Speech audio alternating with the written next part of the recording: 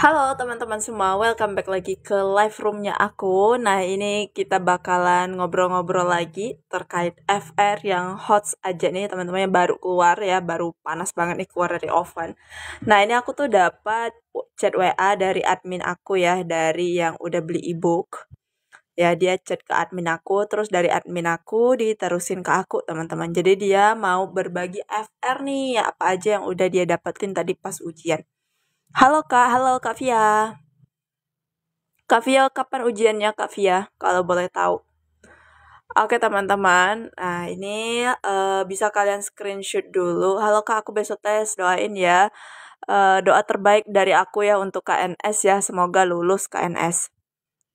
Kak Syakila, lebih banyak penonton. Apa tadi nih? Sorry. Kak Mark, halo kakak juga. Kak, kemarin aku sudah ujian dapat skor 464. Terima kasih sudah berbagi ilmu, Kak. Sama-sama, Kak Nipu. Kak Nipu, BTW, peringkat keberapa nih, Kak Nipu? Aku kok kesehatan umum semua. Oh iya, Kak Nur Aini di bagian apa? Umum atau khusus? Kak Robi, Nadine. Halo, Kak. Halo juga. Kakak besok aku tes juga. Doain ya, Kak. Sukses selalu, Kak Yasmin. Doa terbaik dari aku ya, Kak Yasmin ya. Semoga hasilnya sesuai dengan yang diimpikan. Kak bahas FR lagi. Oke teman-teman, kita bahas FR lagi ya. Pokoknya yang mau ujian, yang belum ujian dan yang besok mau ujian itu aku doain semoga lancar-lancar aja teman-teman dan mendapatkan skor maupun soal-soal yang sesuai yang kalian inginkan teman-teman. Oke. Kita bahas dulu ya. FR kali ini tuh banyak banget teman-teman ya. Aku dapat dari teman-teman semua. Jadi kita bahas dulu satu persatu ya. Nah, dia bilang, aku mau bagi FR, Kak. Tadi di aku dapat soal yang pertama tentang height berapa yang dipakai. Nal ya ini. Nal ya, jarum. Oh ya, tentang nal berapa yang dipakai untuk vaksin BCG, teman-teman. Oh, jadi ini mungkin maksudnya SPED ya kali ya teman-teman ya. Nah itu nal berapa teman-teman yang dipakai untuk vaksin BCG. Nah dosis vaksin tuh kan dosis BCG itu 0,05 ya teman-teman ya. Itu dipakai yang SPED 1 cc ya teman-teman ya. Karena kan dia emang di bawah kulit kayak gitu. Kemudian kita lanjut lagi. Cakupan pelayanan anak balita. Nah, ini dia terkait cakupan pelayanan anak balita. Ini kayaknya soal PWS deh, teman-teman ya. Ini kayaknya menghitung teman-teman, menghitung pelayanan cakupan pelayanan anak balita. Nah, ini silakan dicari aja teman-teman ya di YouTube. Aku udah sering banget bahas soal PWS Kia. Oke, apa yang disebut jika anamnesa secara langsung? Apakah anamnesa langsung atau apa? Aku lupa 3 pilihan lagi, Kak. Nah, ini biasa yang anak-anak IGD tuh ya, pasti ada ya di apa namanya itu sih namanya? Di form IGD itu loh yang di anamnesa itu. Nah, itu kan ada yang kalau dari keluarga itu kan ada yang secara alo, ada yang satu lagi secara apa ya, teman-teman ya, lupa aku. Kalau secara langsung ke pasien itu kan ini ya. Kalau dari keluarga itu alo ya, teman-teman ya. Tapi kalau dari pasien sendiri apa ya? Lupa aku namanya. Nanti boleh kalian cari di internet ya, pada aku tiap hari apa ngisi belangko itu tapi aku lupa. Oke, lanjut lagi. Dosis kalsium bumil per hari, teman-teman. Nah, ini silahkan dicari ya dosis kalsium bumil per hari. Ini pernah aku share, teman-teman ya. Pernah aku share, silahkan silahkan ditonton ulang aja di YouTube aku. Nah, kemudian dosis vitamin A postpartum. Oke, dosis vitamin A postpartum pada ibu nifas ya, teman-teman ya. Ini vitamin A yang merah itu. Itu pemberiannya 1 kali 24 jam ya, teman-teman ya. Berarti dia 2 kali 24 jam. Berarti maksudnya itu hari pertama itu 1, kemudian besoknya di jam yang sama itu 1 lagi. Jadi dia dikasih 2 ya vitamin A-nya, teman-teman. Jadi harus tahu di dalam vitamin A tersebut mengandung berapa unit, teman-teman. Kemudian tadi aku dapat soal tentang posisi menyusui bayi kembar. Nah, ini kemarin udah pernah aku bilang ya, bagaimana teknik menyusui ya, teknik menyusui bayi kembar, silahkan dibaca-baca. Kemudian teknik menyusui bayi yang non kembar juga, nah itu silahkan dicari lagi teman-teman. Tapi penulisan pilihan jawabannya dia football hold. Aku tadi sempat ragu foot dan foot. Itu artinya kan beda ya kak. Entah salah nulis salah atau gimana nggak ngerti. Kalau foot tuh kaki ya teman-teman ya. Kalau foot tuh makanan. Nah silakan dicari nih istilah-istilah teknik menyusui bayi kembar teman-teman ya. Seperti itu istilah-istilah bahasa Inggrisnya nih. Oke, ini agak lengkap sedikit ya teman-teman ya. FR-nya. Ada dikasih tahu lilanya terus diklasifikasikan dia itu gimana kondisinya, normalkah atau gemuk. Nah, ini tuh nanti juga berkaitan sama IMT nih teman-teman ya. Jadi dia dikasih tahu lila. Nah, jadi ini silahkan dicari teman-teman ya klasifikasi lila. Nah, lila normal itu kan lebih dari 23,5, tapi ada kategorinya lagi ya teman-teman ya. Kalau lila 30 itu kategorinya normal kah, gemuk kah atau apa. Nanti nih selain lila kalian baca lagi yang IMT teman-teman ya, karena IMT juga keluar. Soalnya di luar Nurul. Iya, ini FR-nya juga di luar Nurul ini guys. Oke. Ada beberapa soal yang jawabannya pakai penalaran. Nah, dia nggak sebut ini soal apa nih yang pakai penalaran. Oke, kita skip aja ya. Kalau di PKM tidak ada oksi, kita gimana? Nah, pilihannya itu ada stimulasi puting susu, kemudian suntik ergo, rujuk, masase, sama satu lagi lupa aku pilihannya. Oke, dia lupa teman-teman. Jadi apa nih teman-teman ya? Kalau di puskesmas tidak ada oksitosin ya, apa yang bisa kita lakukan? Nah, pilihan opsinya itu yang A stimulasi puting susu, kemudian yang B suntik ergometrin, yang C rujuk, yang D masase. Oke, kira-kira apa teman-teman?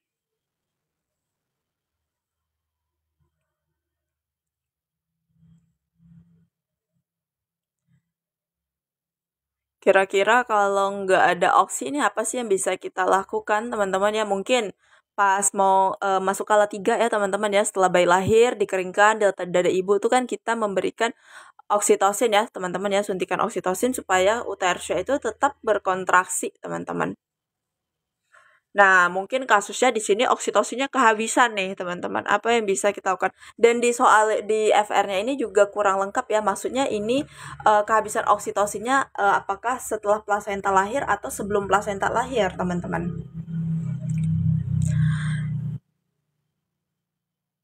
Dan dilihat lagi apakah ada perdarahan atau tidak, teman-teman ya. Jadi aduh, blur lagi. Kalau misalnya ada perdarahan ya disuntik ergo ya teman-teman, tapi pastikan lagi adakah hipertensi atau tidak, kayak gitu. Ya harusnya sih pilihannya stimulasi puting susu ya, karena kan dari stimulasi puting susu itu bisa menghasilkan mengeluarkan hormon oksitosin teman-teman. Oke, kita lanjut lagi ya. Nah ini dia tentang kondar. Kondar itu kontrasepsi darurat ya teman-teman ya. Kontrasepsi darurat. Nah, ini silahkan dibaca lagi nih terkait kontrasepsi darurat, teman-teman. Kemudian PWSKIA menghitung dapat 2 soal, teman-teman. Jadi dia nggak tahu nih apa yang dihitung di PWSKIA. Tadi ada ya, yang pertama itu cakupan nih, teman-teman. Menghitung cakupan pelayanan anak balita. Nah, dia dapat 2, satu lagi nggak tahu nih, dia nggak nyebutin. Oke, kita coba lanjut lagi. Mana ya tadi? Nah ini dia dapat status desa apakah jelek cukup baik. Nah ini tuh biasanya nanti dikasih kayak entah itu tabel atau mencari target desa bulan lalu dan bulan ini ya teman-teman. Kemudian diklasifikasikan apakah dia masuk ke jelek, cukup, baik ataupun kurang teman-teman. Nah ini udah pernah aku bahas juga di soal PWSK ya teman-teman ataupun di bidon komunitas. Silahkan dicek-cek lagi di YouTube aku. Bahkan tabelnya juga udah aku kasih teman-teman. Oke, kemudian apa tanda seseorang mengalami cemas saat mau tindakan operasi dinilai dari TTV-nya? Oke, tadi aku jawabnya takikardi, nggak tahu benar atau enggak ya, karena pilihan yang lain itu bukan menunjukkan TTV Kak, kayak misalnya jantung berdebar, keringat dingin, meremas jari gitu Kak, semoga aja benar, hehehe. Oke, jadi yang namanya TTV itu kan tanda-tanda vital teman-teman. Apa aja sih TTV itu? mulai dari tekanan darah, kemudian nadi, respirasi, saturasi, kemudian apa lagi? Pernafasan ya teman-teman ya, kayak gitu. Nah, jadi itu yang berkaitan sama TTV teman-teman. Jadi apa aja nih tanda-tanda orang yang mengalami kecemasan ya saat tindakan operasi dilihat dari TTV-nya. Ya kalau pilihannya hanya itu ya benar lah ya takikardi teman-teman ya. Di mana takikardi itu apa sih artinya? Nadinya cepat ya teman-teman ya. Taki itu artinya cepat. Jadi nadinya cepat gitu. Karena dia emang deg-degan atau takut kayak gitu ya teman-teman. Kemudian apalagi soal tentang MMD tujuannya. Nah, ini tujuan MMD ini udah pernah aku share juga ya di live TikTok aku. Teman-teman yang selalu ngikutin live TikTok aku pasti tahu tuh apa tujuan MMD, SMD, teman-teman. Jadi MMD itu musyawarah masyarakat desa ya. Dan tujuannya itu apa? Kalau nggak salah aku masih ada ya di sini. Aku simpen sebentar, aku lihat dulu. Tujuan MMD. Semoga masih ada ya guys. Kayaknya ini deh. Ini SMD.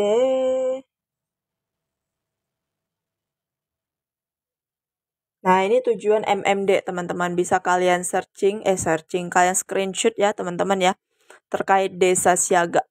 Nah, ini bisa kalian searching tujuan dari MMD itu ada berapa tuh? Ada 5 ya, teman-teman ya. Silahkan dibaca dan di screenshot aja.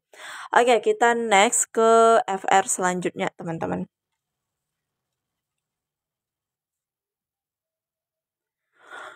Oke, kita lanjut. Ini ahli atau terampil, Kak? Ini soal terampil kakakku. Oke, kita lanjut lagi tentang kelas ibu hamil. Nah, tentang kelas ibu hamil, misalnya maksimal kelas ibu hamil itu berapa orang, kemudian setiap pertemuannya itu apa aja yang dibahas ya teman-teman, kemudian pertemuan pertama apa aja yang dibahas, pertemuan kedua apa aja yang dibahas, kemudian tuh kemarin aku dengar juga ada yang dapat soal kayak gini. Jadi tuh ada sekitar 21 orang ibu hamil. Nah, sedangkan satu kelompok kelas ibu hamil itu kan harus maksimal 10 orang ya, teman-teman. Nah, karena dia ada 21 jadi bisa terbagi menjadi berapa kelompok, teman-teman? Terbagi menjadi 2 atau 3.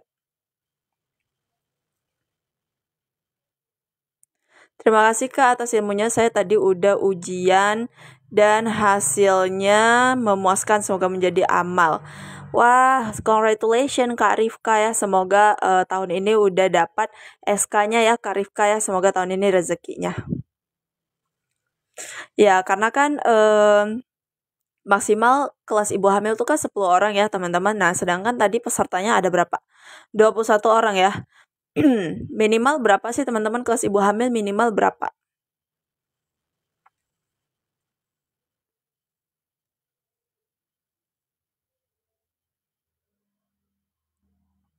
Oke, karena tadi itu kan maksimal ya, namanya maksimal itu nggak bisa lebih lagi dari 10 ya teman-teman ya. Tujuannya apa? Dibatasin supaya lebih fokus ya teman-teman ya, supaya kelas ibu hamil tersebut lebih fokus seperti itu. Nah, jadi bisa terbagi menjadi 3 ya teman-teman ya, dibagi menjadi 3.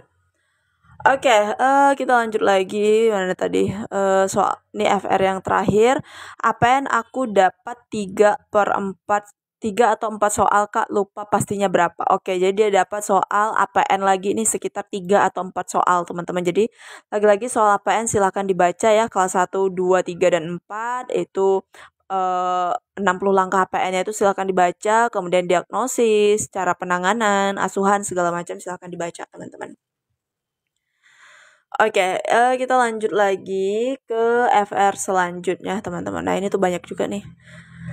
Selamat siang nih dari Kak Yuni ya. Kak Yuni tuh penonton setia live aku teman-teman ya.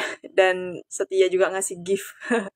Oke, silahkan kita baca dulu ya. Selamat siang, Bidan Aulia. Saya mau ucapin terima kasih banyak buat kalian ikutin live nonton YouTube kakak beberapa bulan ini, dari penontonnya masih 20-an sampai sekarang sudah ribuan. Alhamdulillah saya kemarin tes dapat nilai 479.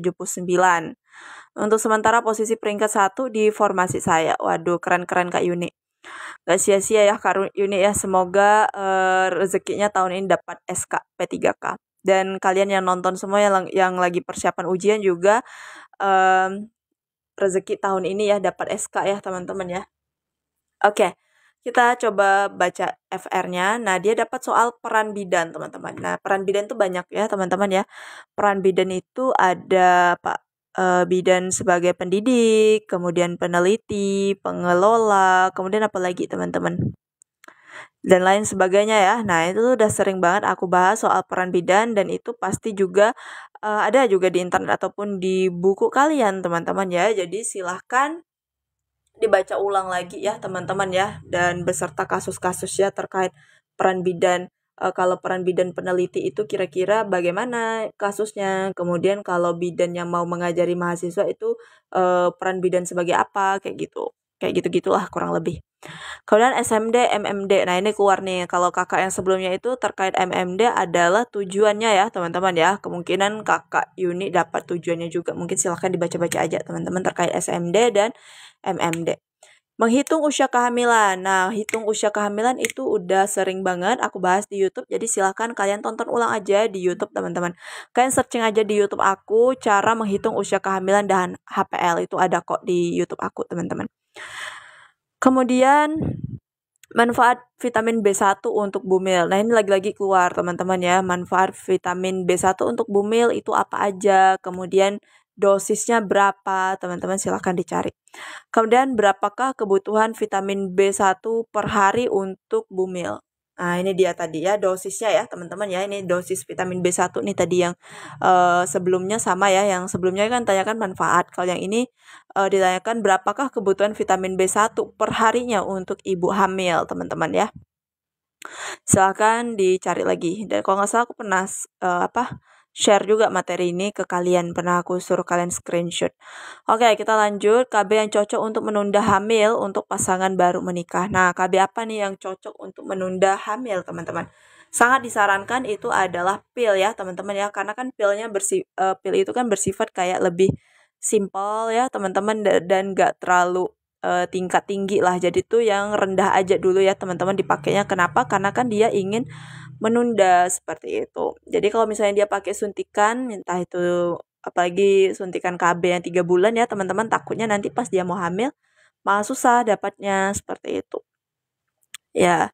Oke, kemudian kita lanjut lagi ke FR selanjutnya, ikterus patologi. Nah, ini lagi-lagi ada keluar ikterus patologi. Nah, jadi silahkan kalian baca ya tanda-tanda ikterus patologi itu apa, asuhannya apa, kadar bilirubin di dalam darahnya itu berapa untuk ikterus patologis, kemudian ciri-ciri dan tanda-tandanya lah, pokoknya itu udah masuk ke dalam bilirubin, teman-teman. Bilirubin juga udah masuk ke tanda-tanda patologinya ikterus, teman-teman ya. Jadi ikterus itu terbagi dua, ada fisiologis dan patologis. Nah, kalau fisiologis itu biasanya terjadi 3 hari setelah lahir. Tapi kalau misalnya patologi itu langsung 24 jam ataupun begitu lahir bayinya kuning, nah itu dikategorikan ikterus patologi. Tapi dilihat lagi ya, diperiksa lagi bilirubinnya, kadar bilirubinnya.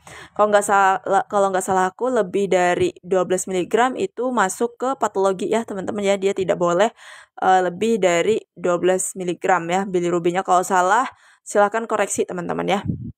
Oke, ini silakan dibaca. Kemudian asuhan ikterus patologi itu apa ya, teman-teman, silakan juga dibaca. Dan pastinya penanganan untuk ikterus patologi dan fisiologi itu berbeda.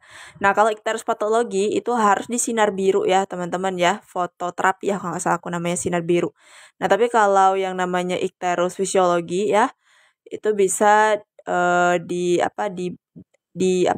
dijemur ya di bawah matahari, kemudian dijemur pagi ya, teman-teman, dijemur pagi, diberikan ASI yang cukup ya, teman-teman, yang banyak supaya dia tidak kurang minum. Biasanya kalau bayi-bayi yang kurang minum tuh bisa kuning, teman-teman. Gitu. Kemudian apalagi nih, hitung cakupan, kira-kira dapat 5 atau 6 soal. Waduh, kakak Yuni banyak banget ya dapat soal ini, teman-teman. Banyak banget dapat soal PWS KIA nih, sampai 5 atau 6 soal nih menghitung cakupan. Nah, yang pertama menghitung cakupan ibu hamil, ibu bersalin, bulin faktor resiko, neonatus komplikasi. Nah, ini silahkan dibaca lagi rumusnya, teman-teman. Udah disebarkan nih sama Kak Yuni. Yang dicari itu cakupan ibu hamil, ibu bersalin dengan faktor resiko, neonatus komplikasi, teman-teman. Nah, itu silahkan dicari, dan aku udah share semua rumus-rumusnya. Itu ada 13 atau 16 rumus terkait PWS KIA, teman-teman. Oke, semangat ya teman-teman ya. Semoga masih semangat nih persiapan dan belajarnya ya. Kemudian kita lanjut lagi. Ini masih ada sambungan di bawahnya nih. Nah, vaksin DT setelah pemakaian masih bisa disimpan dan dipakai berapa lama lagi? Nah, ini tuh terkait penyimpanan vaksin ya, teman-teman ya. Jadi silakan dibaca lagi terkait penyimpanan vaksin, pemakaian dipakai berapa lama. Kalau nggak salah aku ada ya bukunya. Sebentar aku juga lupa guys terkait penyimpanan vaksin. Coba aku lihat di buku aku ada nggak ya? Kalau nggak salah aku ada nih, aku lagi buka buku imunisasi aku, teman-teman. Sebentar ya, aku lihat dulu kira-kira ada nggak ya? Oh, kalian mau cari di internet juga ada, teman-teman ya. Sebentar. Terkait penyimpanan vaksin, aku kayaknya punya deh.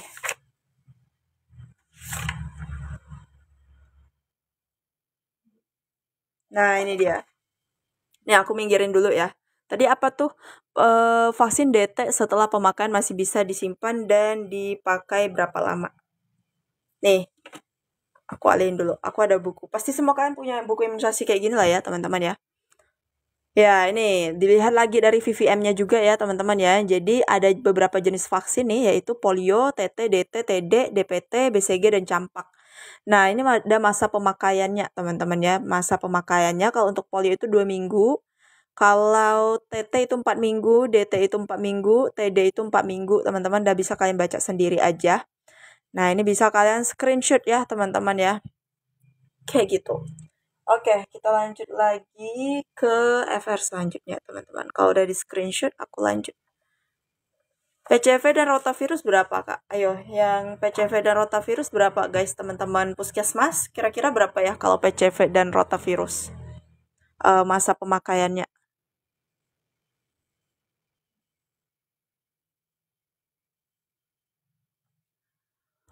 Oke, untuk suhunya berapa ya di sini? Kalau nggak salah aku 8 derajat Celcius deh. Coba aku lihat dulu. Oh, ini guys.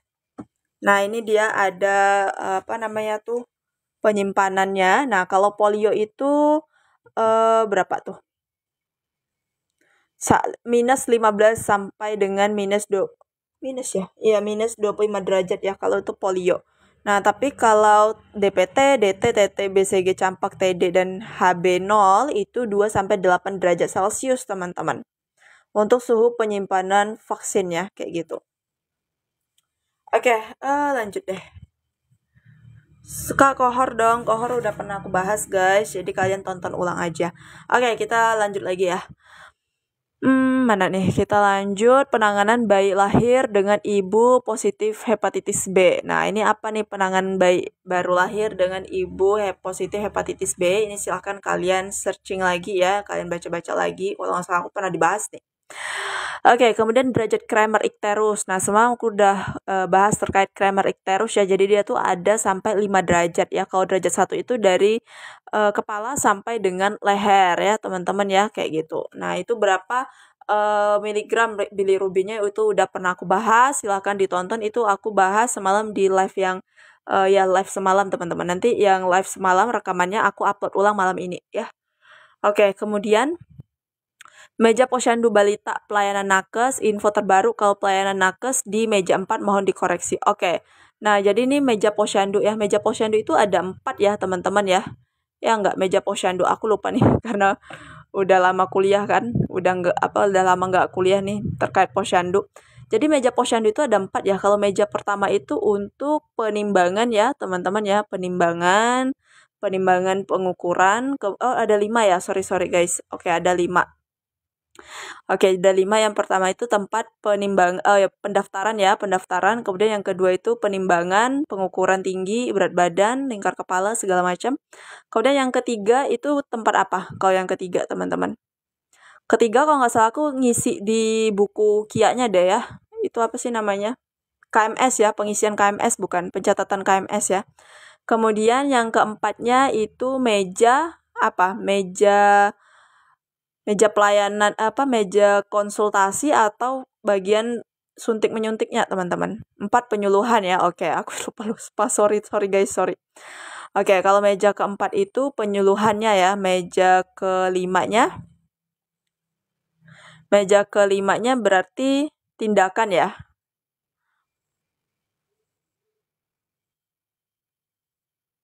Oke, jadi meja yang terakhir itu tindakan ya teman-teman ya, penyuntikan imunisasi. Jadi sebelum diimunisasi pasti bayinya dikonselingkan dulu, dilakukan penyuluhan dulu, ditanya dulu bayinya kira-kira ada riwayat sakit apa, kira-kira lagi sakit tidak sekarang, seperti itu. Dan kemudian kalau lolos di meja keempat baru dialihkan ke meja kelima untuk tindakan imunisasi ya teman-teman ya. Jadi ingat lagi posyandu itu ada 5 meja teman-teman.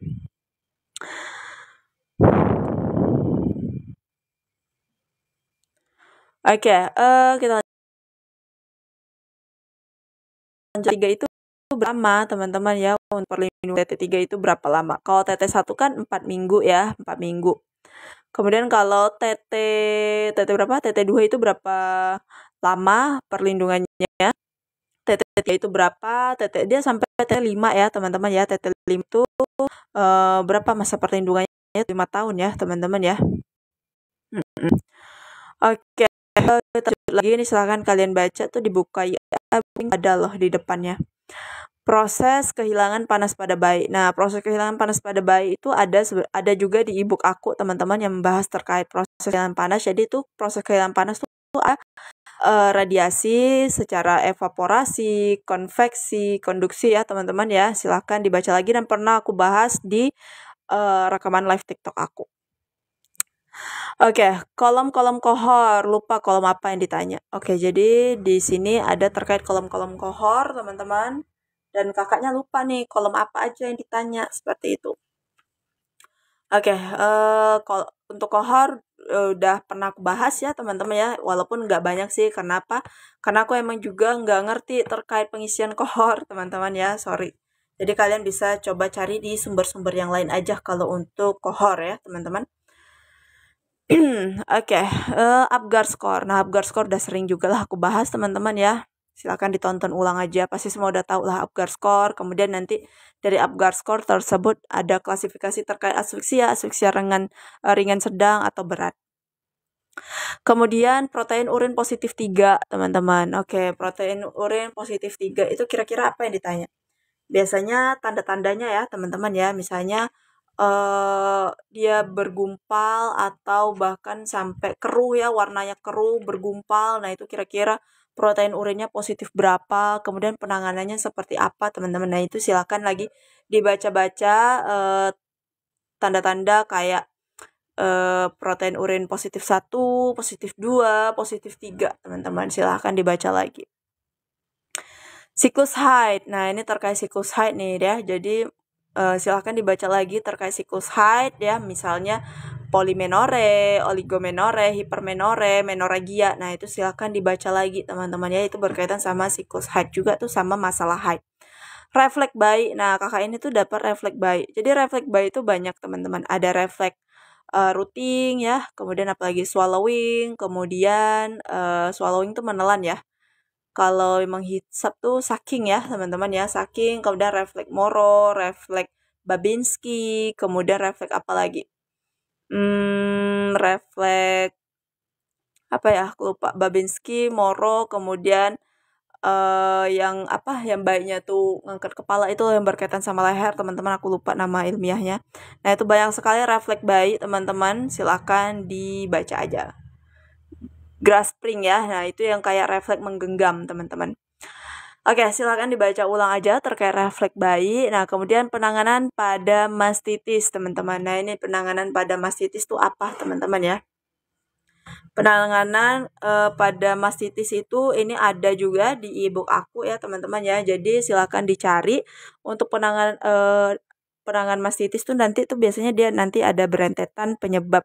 Sebelum mastitis itu kan pastinya bendungan ASI ya yang tidak tertangani menjadi mastitis. Kemudian itu kalau mastitisnya tidak tertangani dengan baik juga bisa menyebabkan abses. Nah, seperti itu. Nah, jadi untuk mastitis itu penanganannya adalah dengan kompres hangat ya guys ya. Dengan melakukan kompres hangat seperti itu. Dan selalu menyusui bayinya kayak gitu supaya tidak lagi terjadi bendungan ASI, teman-teman. Nah, ini mastitis kan penyebabnya dari bendungan ASI tersebut kayak gitu. Dan lagi-lagi harus perawatan payudara. Kompres hangat ya guys ya. Oke. kita lanjut lagi, intervensi gizi anak. Nah, ini silahkan nih berkaitan sama gizi anak, kayaknya stunting deh ini. Tapi kurang tahu juga aku, tapi dia yang ditanyakan intervensi gizi anak. Cuma gitu doang sih. Beda mastitis dengan abses, Kak. Oke, ada yang bisa jelasin nggak di sini, teman-teman? Perbedaan mastitis dan abses. Pasti semuanya udah tahu ya. Coba jelasin, teman-teman.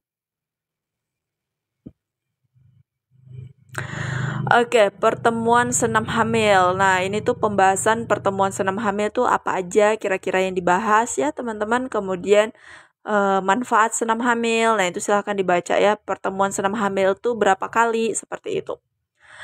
Oke, kunjungan 2. Oh, ini masih sambung rupanya, teman-teman. Pertemuan senam hamil kunjungan kedua membahas apa? Nah, ini silahkan dicari, teman-teman ya. Terkait kunjungan kedua. Ini tadi yang aku bilang, kunjungan pertama apa yang dibahas, kunjungan 2 apa yang dibahas, kunjungan ketiga apa dibahas. Ini silahkan dicari, teman-teman.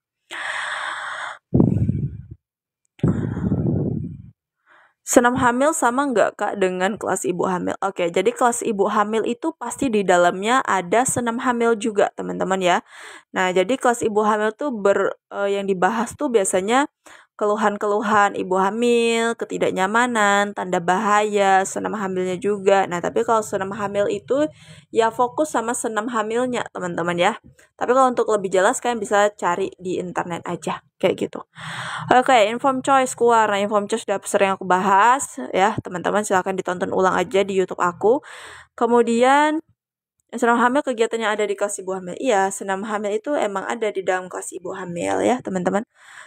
Informasi yang disampaikan bidan terkait ini sambungannya deh ini.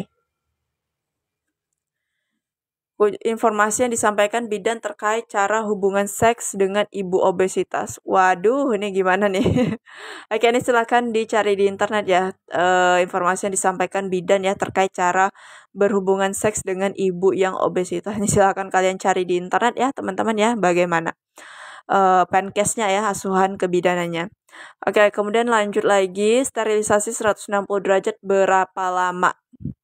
Oke, jadi sterilisasi 160 derajat ini kayaknya alatnya ya, teman-teman, autoclave-nya itu. Kalau nggak salah aku, itu kira-kira berapa lama disterilkan alat-alat tersebut. Oke, kemudian simbol kohor K1. K1 pada ibu hamil. Teman-teman, udah pernah aku bahas nih terkait simbol kohor K1 ya, teman-teman ya. Dia tuh ada simbol kohor K1, simbol kohor K4, kemudian apalagi ibu hamil yang sudah mengkonsumsi tablet FE ya, seperti itu, teman-teman. Kemudian teraba fontanel anterior dan glabella itu presentasi apa? Oke. Fontanel anterior, teman-teman ya. Jadi pas pemeriksaan VT ya, ini pemeriksaan dalam, itu dia teraba fontanel anterior dan glabella. Itu presentasinya apa, teman-teman? Fontanel anterior itu apa, teman-teman? Fontanel anterior itu jidat ya, dahi ya, teman-teman ya. Seperti itu. Jadi yang teraba adalah presentasi dahi, teman-teman. Oke, selebihnya lupa. Semoga bisa membantu teman-teman yang belum ujian. Semoga kita semua mendapatkan hasil yang maksimal. Amin, amin, amin ya. Ini doa dari Kak Yuni untuk kalian semua, teman-teman ya. Semoga bisa membantu lah ya FR yang beliau sebarkan ini. Oke, kita coba lanjut lagi ke FR selanjutnya. Ini ada berapa FR lagi ya, teman-teman? Wow, masih banyak rupanya teman-teman FR-nya. Alhamdulillah aku lulus, Kak. Mau bagi FR, Kak. Yang pertama keluar Afgar score. Nah, ini dibacakan lagi ya. Kalian teman-teman udah ada tadi BBL, nah bayi baru lahir, nifas, kamera fisiologis, nifas fisiologis, APN, lokea. Nah, dia cuma ngasih kayak gini aja sih, kurang spesifik ya, teman-teman ya. Jadi kalian bisa screenshot aja. Jadi tapi kurang lebih sepertinya sama aja dengan yang Kakak Yuni dan Kakak sebelumnya tadi spill, teman-teman. Sterilisasi 160 derajat berapa lama tadi, Kak? 60 menit ya kalau nggak salah aku ya untuk sterilisasi 160 derajat. Oke, kita lanjut lagi FR selanjutnya. Saya ujian di Padang Sumbar, Kak, khusus di puskesmas. Ujiannya di luar nalar, Kak. Banyak yang melenceng. Nah, yang pertama COVID tidak masuk. Oh ya, sorry. COVID tadi masuk 3 soal. Jadi kakak ini masuk soal COVID ya, yaitu penggunaan APD nih, terkait penggunaan APD. Jadi mungkin penggunaan APD saat menolong ibu bersalin yang COVID ya. Pokoknya baca lagi nih terkait penggunaan APD waktu COVID, teman-teman. Jadi itu penggunaan level APD itu ada level-levelnya ya, teman-teman ya. Penggunaan APD itu ada level-levelnya. Level 1, level 2 itu apa, level 3 itu apa ya, teman-teman silahkan dicari aja. Kemudian yang kedua, soal kedokteran saya tidak tahu, panjang dan gak ngerti. Waduh, ini masuk soal kedokteran, teman-teman ya. Oke, jadi juga nggak sebutin soal-soalnya seperti apa, jadi aku nggak tahu nih mau jelasinnya kayak mana. Oke, kemudian yang ketiga, apa tuh, dosis vitamin K. Nah, ini tuh udah sering aku bahas ya, dosis vitamin K. Lanjut lagi ke dosis vitamin B2, teman-teman. Oke, ini silakan dicari lagi, teman-teman. Dosis vitamin B2 pernah aku bahas juga, silakan ditonton ulang. Plasenta previa. Nah, ini tuh terkait penanganannya, teman-teman ya, penanganan plasenta previa dan lain sebagainya. Silahkan dijawab. Kalau plasenta previa gampang lah, teman-teman ya. Soal nomor 6, kunjungan nifas. Nah, kunjungan nifas itu kan ada sampai 4 ya, KF 1, 2, 3, 4. Nah, itu silahkan dibaca asuhan-asuhannya. Seperti itu. Bias 3 soal. Bias itu bulan imunisasi anak sekolah, teman-teman. Udah sering aku bahas juga semalam ya terkait bias. Kemudian TT keberapa anak SD sudah DT dan TD. TT keberapa anak SD yang sudah di DT dan TD, teman-teman. Oke, ini TT keberapa nih kira-kira jawabannya untuk soal nomor 8. Oke, vitamin A juga keluar. Iya, tadi ada juga yang ngasih terkait vitamin A, teman-teman. Oke, kemudian fungsi bidan, teman-teman. Nih silakan dibaca aja ya kalau fungsi bidan, standar kebidanan. Nah, standar kebidanan itu ada yang sampai 24 ya, teman-teman ya. Jadi standar pertamanya itu apa, standar ketujuhnya itu apa, silakan dibaca lagi 24 standar kebidanan. Ini udah pernah aku bahas juga ya terkait 24 standar bidan, teman-teman. Kalau kalian mau cari di internet juga boleh, ada kok itu. Langsung ada kok standar kebidanan. KB minipil. Nah, ini tuh mungkin yang ditanyakan dosis ya, dosis. Kemudian apa itu KB minipil? Minipil tuh untuk KB menyusui ya, teman-teman ya, ibu-ibu yang menyusui sehingga tidak mengganggu ASINya. Kira-kira cara penggunaannya bagaimana? Isi minipil itu apa aja di dalamnya ya, itu silahkan dicari, teman-teman. Lokia hari kedua. Oke, lokia hari kedua itu apa? Masih rubra ya, teman-teman ya. Jadi silakan dibaca lagi terkait macam-macam lokia. Jadi ada lokia rubra, sanguineta, serosa, alba, satu lagi yang infeksi itu lokia yang berbau busuk itu lokia purulenta, teman-teman. Nah, PWS membaca tabel. Nah, ini membaca tabel, teman-teman. Ini takutnya terkait yaitu tadi desa ya, kategori desa. Entah itu desanya baik, jelek, cukup atau kurang. Nah, itu tergantung lagi dari si tabelnya. Kemudian apa lagi nih? SMD, MMD lagi-lagi keluar, teman-teman ya. SMD dan MMD keluar, teman-teman.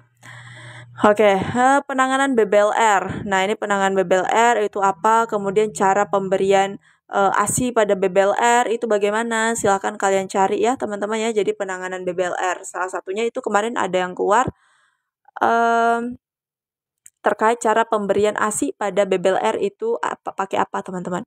Ada, kalau nggak salah aku opsinya ada pakai OGT, kemudian apalagi ya, pemberian dot seperti itu, kemudian ya diberikan langsung ke ibunya atau apa, teman-teman, atau pemberian pakai sendok seperti itu.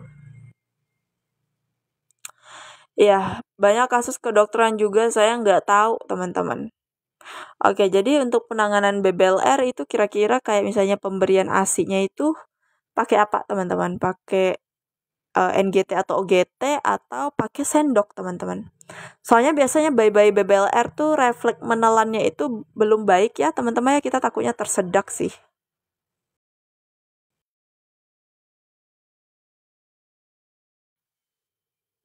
Iya, kalau di RS itu pakai OGT ataupun NGT. Biasanya OGT, teman-teman ya, kalau untuk anak-anak bayi itu biasanya OGT. Gitu. Aku pernah tuh dapat bayi-bayi BBLR karena kan aku di Perina ya dulu ya. Magangnya dulu di Perina. Jadi kalau bayi-bayi BBLR gitu pemberian ASINya ya pakai OGT, teman-teman. Gitu. Kalau untuk bayi-bayi misalnya bayi-bayi yang normal tapi dia ada palatoskizis ataupun labioskizis itu biasanya menggunakan pipet sih, teman-teman, kayak gitu. Takutnya kalau BBLR ini kan refleks menelannya itu kan belum maksimal ya. Jadi kita takut dia tersedak. kemudian masuk ke paru-parunya, kayak gitu sih. Tergantung tempatnya juga lah. Oke, penanganan BBLR selain itu juga bisa menggunakan PMK ya teman-teman ya. PMK itu metode kangguru. Nah, tapi kan metode kangguru itu harus ada syaratnya ya, yaitu bayi-bayi BBLR yang nggak asfiksia ya teman-teman. Maksudnya tuh yang normal lah, bayi-bayi yang normal seperti itu. Bayi-bayi yang normal yang nggak sakit kayak gitu ya, yang bisa dilakukan PMK. Bisa kalian cari aja di internet teman-teman. PMK itu bisa dilakukan kalau bayinya bagus ya untuk mencegah kehilangan panas. Kalau bayi BBLR sih biasanya di inkubator ya teman-teman. Oke, ada tuh yang kasus BBLR, ada kalian lihat nggak sih di TikTok? Kita sambil ngobrol-ngobrol biasa aja ya teman-teman ya, biar nggak terlalu tegang menjelang ujian. Yang di TikTok itu loh yang ada bayi-bayi BBLR, bidannya malah dibikinin konten untuk foto newborn kayak gitu ya. Padahal bayinya berapa beratnya? 1,5 atau 1,7 beratnya itu. Nggak di inkubator, malahan dijadikan konten foto-foto newborn ya teman-teman ya. Iya, di daerah Tasik teman-teman. Itu kalau nggak salah aku di klinik ya teman-temannya, di klinik bukan di rumah sakit. Dan ya akhirnya endingnya itu bayinya meninggal ya teman-temannya, kasihan banget.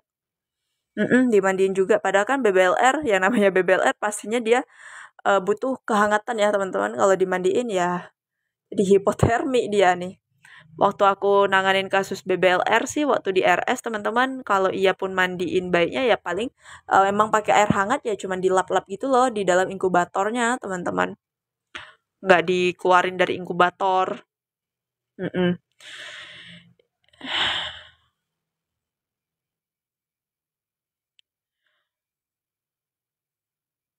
Ya, oke, kita lanjut lagi ya teman-teman ya. Oke, intermezzonya iklannya udah selesai teman-teman. Kita lanjut lagi ke FR-nya. Mana lagi nih? Oke, ini FR selanjutnya. Tentang mastitis kah ada, kemudian inform